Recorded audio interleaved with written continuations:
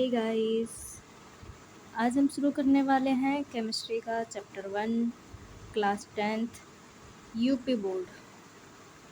हम लिख देते हैं यूपी बोर्ड। जो सिलेबस अपडेट हुआ है 2026, अरे हम 2026 भी लिख देते हैं। ये 2026 का केमिस्ट्री का पहला चैप्टर है और वो भी क्लास 10th का यूपी बोर्ड। चैप्टर का नाम है रासायनिक अभिक्रिया एवं समीकरण। क्या होती है रासायनिक अभिक्रिया और ये समीकरण क्या है, कैसे हम अभिक्रियाओं को समीकरण के रूप में कैसे लिखते हैं उसके बारे में आज हम जानेंगे। चलिए फिर शुरू करते हैं। केमिकल रिएक्शन यानी कि रासायनिक अभिक्रिया एक ऐसी प्रक्रिया जिसमें एक या एक से अधिक पदार्थ, जिन्हें हम अभिकारक कहते हैं, पारस्परिक क्रिया करके नए पदार्थ यानी कि उत्पाद में परिवर्तित हो जाते हैं। इसे ही हम क्या कहते हैं, रासायनिक अभिक्रिया कहते हैं। चलिए इसे हम रिएक्शन के मदद से समझते हैं। यहाँ पर हमने लिया है CH4, जिसे कि हम मेथेन भी कैसे कहते हैं। यहाँ आपने लिख दिया मेथेन। और जब हम इसकी रिएक्शन करवाएंगे ऑक्सीजन के साथ, ऑक्सीजन हम क्यों लेते हैं? ऑक्सीजन हमेशा हर चीज़ को किसी चीज़ जब जलती है तो वो ऑक्सीजन की मदद से जलती है, और जब हम कोई चीज़ बुझाने के काम आती है तो वहाँ पर हम कार्बन डाइऑक्साइड का गैस का इस्तेमाल करते हैं। तो जैसे कि हमने मेथेन को जब जलाया, जब मेथेन और ऑक्सीजन आपस में मिले या जुड़े तो यहाँ पर हमारा क्या बना, CO2 यानी कि कार्बन डाइऑक्साइड, और साथ में हमें क्या मिला, पानी, वाटर। CO2 हमारी उड़ जाएगी, वाष्पित हो जाएगी, और साथ में क्या निकली है, ऊष्मा।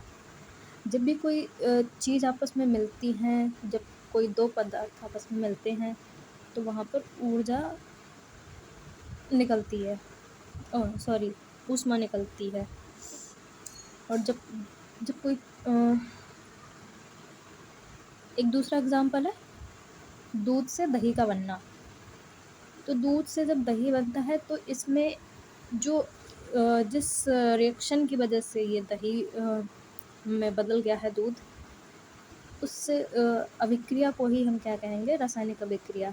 दूध से दही बनने के बीच जो भी अभिक्रिया हुई है वो अभिक्रिया हमारी रासायनिक अभिक्रिया कहलाती है। एक और एग्जाम्पल है जैसे कि लोहे में जंग लगना, ये भी एक तरह का रासायनिक अभिक्रिया का उदाहरण है। एक हो गया लकड़ी का जलना, जब लकड़ी जलेगी तो राख में परिवर्तित हो जाएगी, और ये भी हम रासायनिक अभिक्रिया का उदाहरण कह सकते हैं। और भी उदाहरण हैं लेकिन हमारे लिए इतने पर्याप्त हैं। तो आई होप आपको ये रासायनिक अभिक्रिया वाला टॉपिक समझ में आ गया होगा, उम्मीद करते हैं। अगर कोई भी दिक्कत आती है, कोई कुछ भी समझ में ना आया हो तो आप हमें कमेंट में पूछ सकते हैं, हम उसे दोबारा समझाने की कोशिश करेंगे। कुछ गलती अगर हो जाती है हमसे पढ़ाने में तो उसके लिए हम माफ़ी चाहते हैं। बाकी आप कमेंट में बता सकते हैं कि हमने आप कहाँ पर गलती की है, हम आगे उसका सुधार ज़रूर करेंगे। नेक्स्ट हमारा क्या है, रासायनिक समीकरण। क्या होती है रासायनिक समीकरण? जब किसी रासायनिक अभिक्रिया को एक व्यवस्थित तरीके से लिखना ही हमारा एक तरह से रासायनिक समीकरण कहलाता है। दूसरी तरीके से हम इसको कैसे समझेंगे? दूसरा तरीका ये है कि उसमें जो अभिक्रिया, उस रासायनिक अभिक्रिया का उसमें जो भाग लेने वाले पदार्थ हैं जैसे कि अभिकारक एवं उत्पाद, उनको हम किस तरीके से लिख रहे हैं, उनके लिए हम क्या सिंबल यूज़ कर रहे हैं, और तथा सूत्रों के माध्यम से उनका संक्षिप्त वर्णन, मतलब एक छोटे रूप में उसको हम कैसे लिख सकते हैं, तो उसे ही हम रासायनिक समीकरण कहते हैं। जिससे हमने यहाँ पर लिया है Fe2O3। इसे हम चाहते तो हम इसे आयरन लिख सकते हैं, लेकिन जब हम ऐसा लिखेंगे तो ये काफ़ी बड़ा हो जाएगा, पढ़ने में दिक्कत होगी, जगह ज़्यादा घिरेगी। इसलिए हम इसको एक छोटा सिंबल दे देते हैं आयरन को। आयरन को हम Fe लिखते हैं, ये इसका सिंबल है।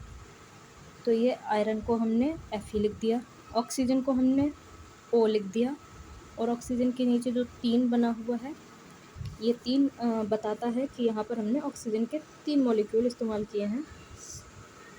और आयरन के नीचे जो 2 लिखा है सफिक्स में, इसका मतलब है कि हमने आयरन के 2 मॉलिक्यूल इस्तेमाल किए हैं। यहाँ पर हमने एल्यूमिनियम का सिंबल ले लिया है Al। एल्यूमिनियम हम ऐसे लिखते हैं ALUMINUM।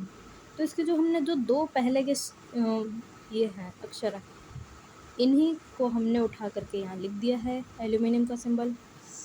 आयरन को हम वैसे तो फेरस लिखते हैं, अगर संयोजकता के अनुसार इसके नाम बदलते हैं, तो फेरस हम ऐसे लिखेंगे। तो ये फेरस का जो पहले के 2 अक्षर हैं Fe, ये हमने आयरन का सिंबल ले लिया। इसी तरह से ऑक्सीजन हम ऐसे लिखेंगे, ये हो गया हमारा ऑक्सीजन। तो इसका ये जो O है स्टार्टिंग का, इससे हमने ऑक्सीजन का सिंबल इस्तेमाल कर लिया। अब जब हम यहाँ पर देखेंगे, ये हमारे जो ये इस एरो से जो पहले के वो होते हैं, इन्हें हम अभिकारक कहते हैं। तो हमारा यहाँ पे Fe2O3 अभिकारक हो गया, और एक अभिकारक हमारा क्या है, एल्यूमिनियम। तो ये जो अब जब आपस में मिलेंगे तो हमारा यहाँ पर क्या बन जाएगा, उत्पाद में हमें क्या मिला, एक तो Al2O3, जिससे हम क्या पढ़ेंगे, एल्यूमिनियम ऑक्साइड, और ये क्या है, Fe, आयरन मिल गया हमें। तो इस तरीके से हमारा ये जो लिखने का तरीका है अभिक्रिया को, ये हमारा तरीका क्या कहलाता है, रासायनिक समीकरण। इस तरह से हम अभिक्रिया को लिखते हैं। Thank you so much. आप लोगों को मेरी वीडियो बहुत पसंद आई होगी, उसके लिए आप सबको बहुत शुक्रिया। आप मेरी वीडियो देखेंगे, अगर आपको अच्छी लगे तो आप लाइक कीजिए, सब्सक्राइब कीजिए हमारे चैनल को, और शेयर कीजिए जिस किसी को भी हमारी वीडियो की ज़रूरत है। धन्यवाद।